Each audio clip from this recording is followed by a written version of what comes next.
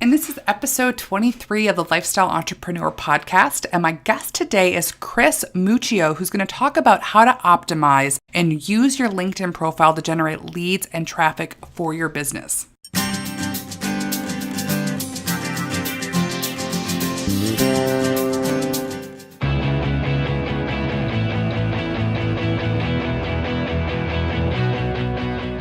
Welcome to the Lifestyle Entrepreneur Podcast. I'm your host, Kris Gilbertson, and I'm an author, speaker, and a coach to teaching you how to launch your own successful podcast. And the reason I designed this show is to bring you the top lifestyle entrepreneur experts from all over the world for them to share their key strategies that they've used to launch their own businesses and allow them to live life on their own terms. So tune in every Friday for new episodes and come on over and join the Lifestyle Entrepreneur community at www.lifestyleacademy.com.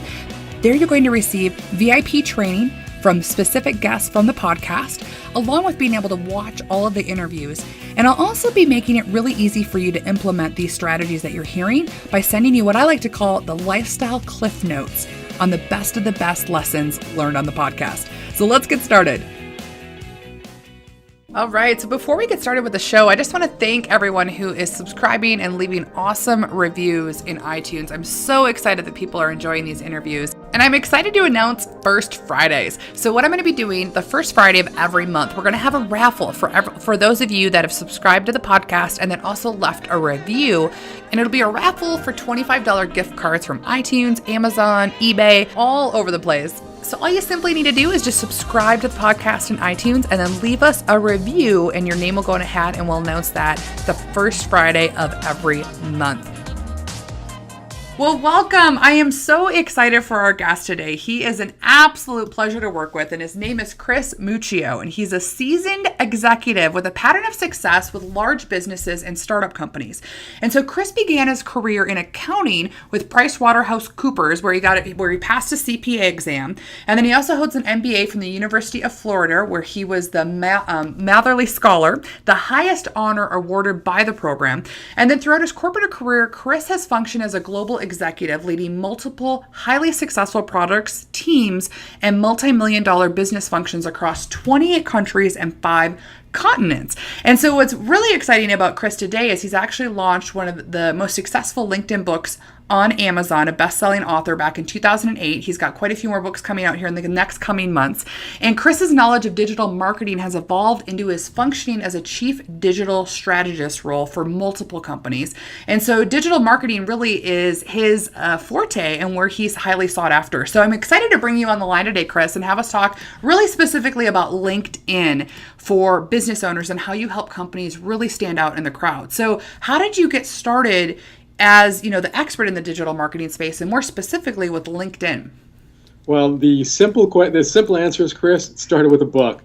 The longer answer goes back to my career. So in the late 90s, I was functioning in a business development group looking at redoing Y2K systems for a billion-dollar company. Oh, wow. Okay? So at that point in time, we're working. Remember that the 1997 and 1999? Everyone was working on Y2K. Right. What happened? We got the systems implemented. We took a break. Then what happened? Then unfortunately 9/11 came. So we went from a break to 9/11. Mm-hmm. Then what happened? The recession came. So we went directly into a recession. Then what happened? On the financial side, we had Sarbanes-Oxley. We had the Tyco incident. We had the Enron incident. So now you had, from the CFO or the COO's function, a series of things that have been a distraction after Y2K. So no one really ever had the opportunity to get in there and update these systems. So I'm looking, maybe mid-2000s, I'm looking to figure out what is the next tool to optimize these systems. My first thought, which ended up being a wrong one, was, hey, maybe it's this thing called social media. And I said, hey, maybe these social media tools could optimize these Y2K systems. And I quickly realized, no, that's wrong. Social media is all about communication. Right. But in doing so, I had this thirst for knowledge, and I'm looking for a book, and I'm looking for that book. I never found what I wanted. So I ended up doing a lot of research on my own, and I ended up writing a book, which we were lucky enough to have become a bestseller in 2008. And that's how I kind of moved from being an accountant through business development into digital marketing, ultimately focusing on LinkedIn. Wow, that's amazing. It's so interesting how our stories get us to where we're at and the circumstances that happen that lead us to have to do the research and find that out. So I think this is really exciting what you've done with the LinkedIn book in the series. So tell us a little bit about that in the second edition that's coming out here in the fall. Yeah, awesome. When we wrote the first book in 2008, there was about 25-ish million people on LinkedIn. Today, there's almost 240 million people. Yeah, there's a 10x amazing growth on it. Back in the day, people were trying to figure out, hey, what LinkedIn was, and even the people that wanted it really had no clue what it could do. So we kind of wrote to them what it was, what it could do, and we talked to a variety of topics, students, solopreneurs, business owners, things like that. This time, 240 million people are in there. How do I generate results? How do I use LinkedIn today? Don't tell me the fluff. Don't tell me how to fill out a form. Give me a methodology for results. And that's what this second edition is all about. Now, technically, it's a second edition, but for all intents and purposes, it's a brand new book. Yeah. It's all about this methodology, this four-part system that we have. We supplement it with success stories, of which you are one. And we also have over 120 tips throughout the book to help supplement all that knowledge. So it's all about, Kris, I'm on LinkedIn. Listen, I want results. I don't want fluff. This book is directly written to that audience. Right. Yeah, I love it. I think I'm so excited for it because that's what people are looking for today. You know, like when we first got introduced, it's kind of like, well, people dabble in LinkedIn, but they haven't really been able to tap in and really harness it because, like you said, 240 million people, that's amazing. And they're all executives or affluent, for the most part, clients that we all want to be in front of. So what do you see are the biggest mistakes people are making on LinkedIn? Well, I think there's a series of mistakes that unfortunately get compounded on top of each other. The first one, Kris, is a simple one. Why are you on LinkedIn? I think most people hop on there with, oh, I'm on there and I'm about to do stuff. Right. And as you both know, activity is not achievement. Exactly. And what happens? You're doing stuff, but nothing's occurring in terms of results. You're starting to get frustrated. Hey, this is a waste of time. And now you're really getting turned off to it. So you get on with the best intentions, but you don't go anywhere with it. So the first mistake is what is your game plan? Figuring out your strategies to move forward. Second mistake, and I think we do this across all of social media, we don't focus on our target audience. So we jump on and we're just talking about X. Well, my target... To everyone! Exactly.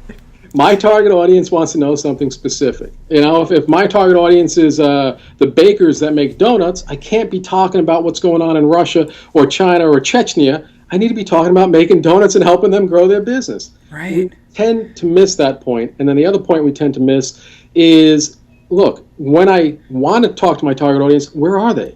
What groups do they participate in? Or am I just trying to throw stuff out there? Ask yourself the whys. Why am I on LinkedIn? Why should someone listen to me? And why am I not being as successful as I can be given the expertise I do have? Right. Oh, I love that. So can you break down a couple tips on how to help entrepreneurs really harness that and really start to take action, like right off of this interview right now, on optimizing and enhancing their profile? Yeah, absolutely. Let me start with strategy, though, Kris. Perfect. I'm a big proponent of strategy. Think about the question I just asked. Why are you on LinkedIn? And I'll use an example to highlight this. I'm in South Florida right now. So let's say I wanted to go to Orlando. Okay, so I have my starting point and I have my end point. How can I get there? I could fly. I could take a bus, I could take a train, I could drive. It's probably close enough that I could ride my bike there. It might take me a few hours, but I could probably get there. That's 5 different tactics I could take to get to my endpoint. Now, if we apply that to LinkedIn, I know where I'm going. I know the tactics I could take that help get me there. Yep. If I don't know where I'm going, and let's say, I just start hopping on a plane. Where's that plane going? Oh, I went to Denver. Well, I didn't want to go to Denver. I wanted to go to Orlando. I missed by 2,000 miles. First thing is you got to figure out your why are you on LinkedIn. Tie it to an endpoint. Now we can start tying the tactics behind it. Mm-hmm. So that's number one. Number two, I would look for the target audience. Find your target audience. But first, understand who is in your target audience. Why are people buying from you? What are they listening to you for? Figure that out, and then we start searching for them. How can we search for them, Kris? Well, number one, let's look at our competition. Who are they plugged into? Who are they talking to? Number two, very easy. Let's ask them. Hey, Kris, what groups are you in? We could figure out where you are from there. And number three, we could just follow some other people that are in a similar space to us and see how they're talking. And there's a number of different ways to do it. Those are three to get you to the target audience. So great, we got the why we're on LinkedIn, we got the connection to the target audience. Let's assume we have that nailed down, and let's start talking tactically. Quick tips that we could hit right away. First thing, under your name at the top of LinkedIn, it says, Kris Gilbertson or whatever, and then it has this 10 or 12 word description. That's your professional headline. I look at that as your 3-second bumper sticker. Literally every time that shows up on LinkedIn, your name shows up on LinkedIn, that headline shows up with it. I see Kris Gilbertson, I see her brand. That is a powerful branding statement. Right. It may take us 30 seconds to fill in the form. It may take us a few minutes to think about those 10 words. Fill that form in. That goes in a bunch of different places. Another powerful quick tip is in your summary. Summarize your summary with one line. The top line is a summary of your summary. Why is that important? Well, 3 reasons. Number one, if I'm reading through your profile, or if someone's reading through your profile, you've just given them a highlighted one-liner to describe you. Mm-hmm. Number 2, think externally. The search engines pull from LinkedIn. So if you're on Bing, Bing will pull that one line, and that will be your descriptive line when someone's searching your name on Bing. Now let's flip it around to Google. Does Google pull that? No. But what you can do is you can pull that off of Google, highlight, copy, paste, and drop it into Google+, which Google does pull. Smart. 3 benefits. Yeah. And there's a whole bunch more, but I know you want to talk about some other stuff, so we could dig into that too. No, I think that's brilliant. I like to give people quick actionable tips that they can start to get, results from right away. Now, do you suggest that everybody go online with LinkedIn with the end goal to just get customers, or do you suggest other strategies to use LinkedIn for? Great question, Kris. I don't think anyone going on LinkedIn should be focused on a direct connection to a customer. To me, LinkedIn, the power of LinkedIn is creating massive awareness and intense engagement. Now, what does that lead to, Kris? If you're aware of me, now B, you and I are communicating, so we have some engagement building. I'm hoping that you and I are creating a relationship, right? Right. What happens when you have a relationship, Kris? You create trust. Mm-hmm. Who do you tend to do business with, Kris? Those you know and trust, or someone else? Exactly. Trust, right? Yep. So that's the path I would look at. You want to start with the awareness, create the engagement, build a relationship that takes time, and it's going to grow. It's not going to happen overnight. Yep. And then we're going to create trust. You're going to do business with those you trust, and that's where the revenue opportunities will come from. Oh, I love it. Now, there's a lot of different philosophies out there of how to use LinkedIn, whether it's direct messages, whether it's connecting in the groups. For your clients, when they're going at an aggressive, say, 3-6 month strategy with LinkedIn, what do you suggest they do when they're in, just say, a B2B marketplace? It really comes back to their strategy for why they're on LinkedIn. So I'm on LinkedIn. I'm going to assume they're on LinkedIn because they want to get branded awareness to them. Mm-hmm. Okay. And if they're looking at a 9-month time cycle, I think that's fair. I would look at a few different things, but the biggest one I'd look at is creating a group tied to your target audience. Why? Kris, think about this. You create a business asset by creating a group. Yeah. You're talking directly to your target audience. They're seeing you as an expert.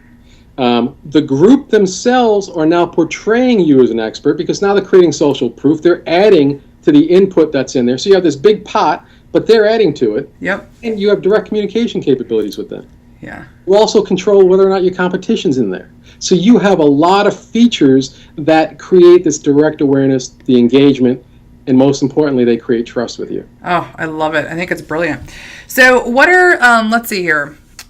I've got a ton of other questions with LinkedIn because there's so many facets that go into it that a lot of people aren't tapping into. What do you think is the most underutilized feature of LinkedIn?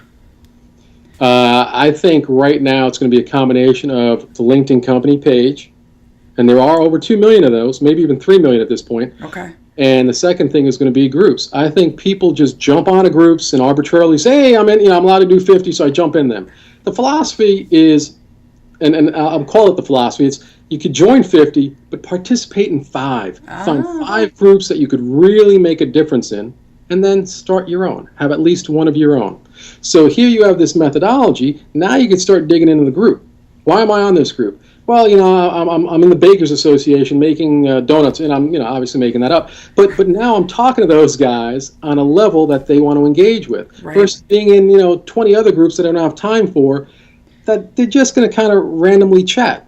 Now, the question I pose back, and maybe it's more of a rhetorical question when it comes to the group, is do I want to go to a group that has a lot of activity, or do I want to go to a group that has a mild amount of activity? That's going to be on a personal preference. Some people love to learn by watching all this information flowing back and forth. Some people get overwhelmed by that and say, whoa, I'm going to participate. I don't know how to jump into that group.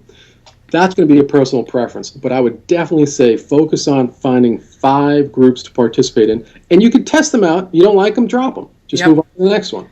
And then at some point when you're ready, look to create your own group. That gets back to that branded awareness I was just talking about. I love that. I love how you keep it simple too, because it can get so overwhelming in there, especially when you start adding all these groups and there's so many conversations going on. Right. So let's talk about, though, for people that they're ready to start their own group, what goes into making a great group? All right. So I just gave someone I was talking to the other day about this, said, Kris, how long does it take to create a group?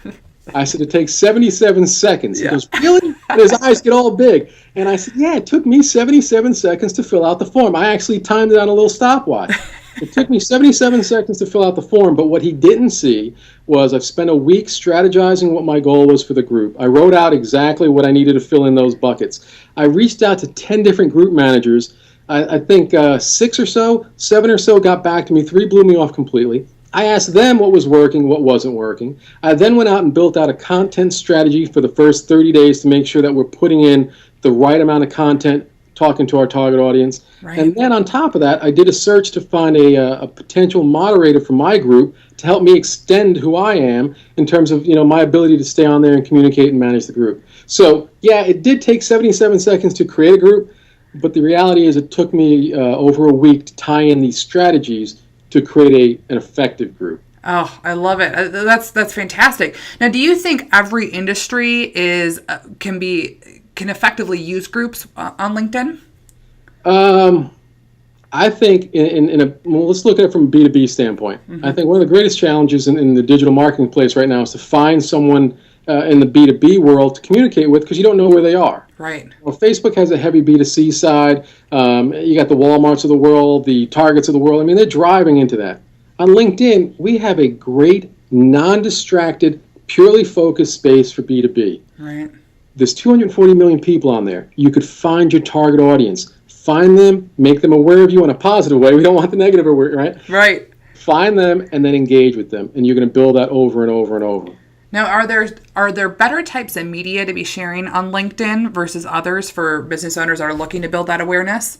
Or content, maybe is a better term to use. Content is what's driving. And now, obviously, content is king across everything, right? Yep. Search. And Google Plus is becoming more and more powerful in terms of the way it's pulling the content into Google for the search rankings. Right. When you look at LinkedIn, content is powerful. Why? Because, Kris, let's say you and I are having a conversation, right? Mm-hmm. And I could take 2 content paths. I could stand up there and say, Kris Muccio is the greatest. Kris Muccio is the greatest. Kris, how long before you walk away? You're going to walk, he's bragging, he's boasting, I'm out. Right. Let's go the other way. Let's say Kris Muccio is out there talking about podcasting. Mm-hmm. 10 tips that you could learn about. 5 ways to find great referral sources through podcasting. Now you're saying, wow, that's some interesting stuff. This Kris Muccio guy must know what he's talking about. Let me listen to him. Right. And you're listening. And maybe you might not be communicating with me one-to-one at first, but the relationship's still being built to the point in which you're going to be comfortable and say, yeah, I'm going to reach out to that guy. I'm going to connect with that guy. Yep. I'm going to grow my relationship with that guy. And what does that create again, Kris? Trust. Come back to trust. Exactly. Content drives that. I love it. So the other one that you talked about was creating a company page. So can you tell us more about that and what the do's and don'ts are there and how to really use that effectively in LinkedIn? Well, there's a couple of things with a company page. Ultimately, LinkedIn owns the company page after you get it set up. Okay. So you create that, LinkedIn ends up owning it. And you're speaking to 2 different profiles. So you have your personal profile. Actually, think of it in terms of a triangle, right? You got your personal profile, maybe you have a group, maybe you have a company page. Your profile is you, right? Yep. Back in the day, your profile was all 3 of these. Right. Your profile is you. Your group is your communication point. And your company page is kind of this synergy between those. The company page could suck in from your blog. The company page can have video in there. So you're actually trying to engage the audience on a human level in your company page. You also got a different level of statistics in there that you can see that you simply can't see with your own LinkedIn profile. Okay. So it really comes back to what are you trying to achieve? How are you trying to do it? Which parts of these elements fit most appropriate today, and which parts you're going to grow into? And then how do you start integrating, like we just talked about Google Plus, how do you start integrating your blog? How do you integrate your website? How do you integrate podcasts? Like you're doing a great job, right? Right. All these come back to the whole hub and spoke mentality. You are your hub. All of these are different spokes, right? Yep. Now the question is, with this information, this content, this is who I am, what my business is, how do I express this across all of these different spokes? Right. And Now is one. Yeah, no, I love that. Now, is with the company pages, do you suggest, is there a certain level that people are at in business that they should start that then, or should everybody be setting those up? If you have a business, and you being, the plurality you, right? So you have a small business, you have a multi-billion-dollar business, I think it gives a human face to the business. I would suggest that is the next phase for people to be on LinkedIn. Leverage the LinkedIn company page, jump into it, add value. Just keep showing the human side of you. Right. A great example of a company page might be HubSpot. Go into their company page, and they're talking, right? So you have they're talking. But what they do is they actually create leads out of there. They're talking about 5 ways to podcast. Right. Learn here, and then they pull you out of there to their page, their landing page. You logged into their landing page, so they call through call to action. They now collected an opt-in from their company page. So you need to. We're talking about creating a company page, but more importantly, you need to figure out how that integrates in your overall digital strategy. Right. HubSpot, they're using that to create opt-ins. And they're consistent with their content and how they're using it. It's not just they throw it up and then it's there. You really have to still engage with it. Right. Excellent. Now, is there, let me see here. Okay, so that leads me to the next question then. If you don't have a lot of time, what's the best way to get the most out of LinkedIn? In the book, we actually have a section, I think we called it 10 tips in under 10 minutes or something like that. Uh-huh. What we focus on there is, look, you got to focus on a sustainable basis. We all can't drive an hour or 2 hours or 3 hours into LinkedIn. Let's focus on sustainable being under 15 minutes a day. What can we do, Chris? Number one, at the top right, you have this thing that looks like a little flag. It's your notifications. What we're looking to do is engage with people. What's the best thing to do? People are already engaging with me. It's already on my notifications tab. Let me immediately jump in and engage with them. Yep. What might be in there? Somebody liked me. They put a like on something. Somebody's commenting on something I wrote. Somebody wanted to invite me, to become an invite with them. I have all that on my notification tab on the top right. Kris, in the time it took me to talk to you is the time it takes us to kind of engage. Yeah. Seconds. What else can we do? We talked the endorsement function. It takes a second to endorse someone. Here's the thing we want to be careful about, though. When you endorse someone, make sure you know the person. Make sure you know their skill set. I was endorsed for, I think, about 10 different times for Salesforce.com. That's not my expertise. I didn't accept it. I deleted it. That's because LinkedIn is pushing the endorsements, and the endorsements tie back to the SEO side of LinkedIn, search, optimizing your profile. Right. Fill out those 50. They give you 50 skill sets to fill in. Fill those out. That way you'll never be endorsed for something that does not tie to your skill. That's a good point. That's great. Okay. Yeah. Another quick tip. If someone does endorse you and you do accept it, reach back out to them and thank you. Hey, Kris, thank you. I appreciate that endorsement. I've done that a few times. That's led to lunches. Lunches have led to other business opportunities. Yeah. Simple, fast, and effective. Yes. I think we have 10 of them in the book, but there's a lot of things like that you can do in a very concise time period. The word I like, Kris, is alacrity. Work LinkedIn with alacrity. Oh, I love it. I love it. Well, those are great tips, too, because they produce high results still at the same time because it's that high connection that you're working on there. So are there any other quick tips that you can provide for business owners that are looking to really start to capitalize and take advantage of LinkedIn? It really starts with a strategy, Kris, and I'll go back to the methodologies in the book. Phase one is your strategize phase. What am I looking to do? Number one, the whys. Why am I on LinkedIn? Am I connecting with my target audience? Where are they? The next thing is, do I have a profile that exudes my expertise, my credibility? So when you do find me, you could see that, oh, yeah, he knows what he's talking about. Right. And the last part of that, under the strategize module is, hey, can I sustain the conversation? Because if you and I are talking, right, we're having a conversation, we're building a relationship, that works. When you and I stop talking, you're going to be distracted, I'm going to be distracted. We just broke that conversational chain. So in LinkedIn terms, we want to maintain the sustainability. We want 15 minutes a day. Just make sure we're talking, creating awareness, sharing value. That's the strategize. The second function is awareness. We want to create awareness. How do you do that? Join a group. Let people know who I am. Kris, we could go offline. All the people we meet in networking meetings. Hey, I got their business card. Let me just reach out to that guy from last night. A great guy. I'm creating the awareness with him. Right. I'm creating a virtual Rolodex. Yeah. And there's a series of things you could do there. Then once you got the awareness flowing, and you never stop the awareness growing, constantly going to grow that, you go to the third phase. That's engagement. We just talked about, the 10 tips in under 10 minutes, the endorsements, in a group. Kris, we talked about the group. Let's talk about being in the group. What can you do? Kris, I could post something. You could like it. You could comment on it. So I create awareness. You create the engagement. Flip it around. I could do the same thing.